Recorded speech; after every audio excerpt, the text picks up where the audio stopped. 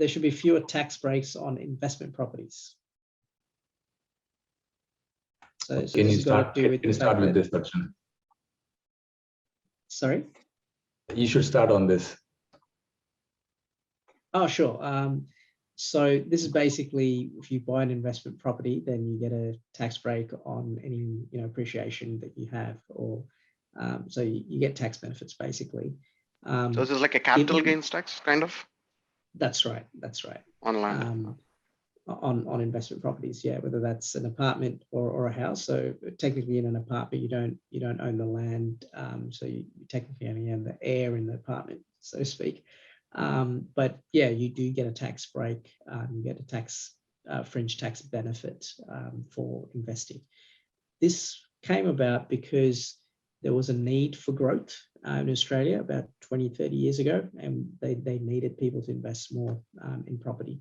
What's happened now, as we've already discussed before, there's been this artificial ballooned inflation in terms of the property prices all around Australia. So now to continue giving people tax breaks will just make things, firstly, it'll make things really difficult for people entering the market, trying to buy a new house, young people.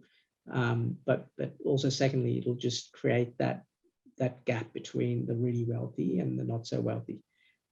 So from that perspective, my take on it would be to make it difficult to expand further. So if I get a tax break on my first investment property, I shouldn't get another one for my second. The first one should be sufficient. I think you've got to be reasonable with it. I know people my age, I won't say my age, but I know people my age who own 6 or 7 investment properties, because each time they buy a new property, the tax break makes more sense to them. They just keep rolling and shuffling because of the inflation. They keep selling and buying, selling and buying. So, and I know people who are struggling to buy their first property because they just can't afford it. So from that point of view, I agree with this. I think there should be fewer tax breaks. I would say strongly agree even.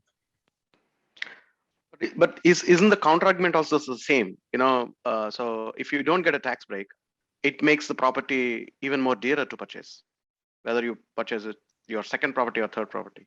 So I mean, if someone gets a tax break, that actually, even though the price is high, because they're going to get a tax break, in return, so they might want to buy property. But but it works both ways. There's a limited number of properties in that sense. It's not growing as quickly as possible. So if I'm disincentivized to buy another investment property for myself, and so is the person next to me and so on, that property might become available for someone who's buying it as their first property.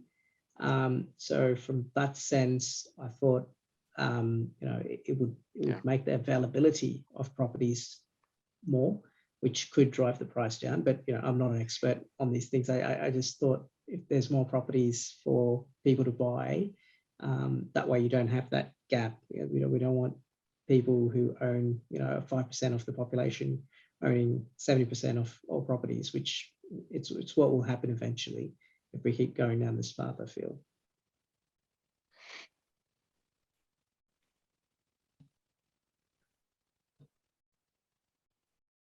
I agree with Arjun. I think a break on the first property is good. The rest is any other investment. And it should be treated like that. Yeah. I agree with you, Arjun, as well. Yeah, I agree too. Yeah.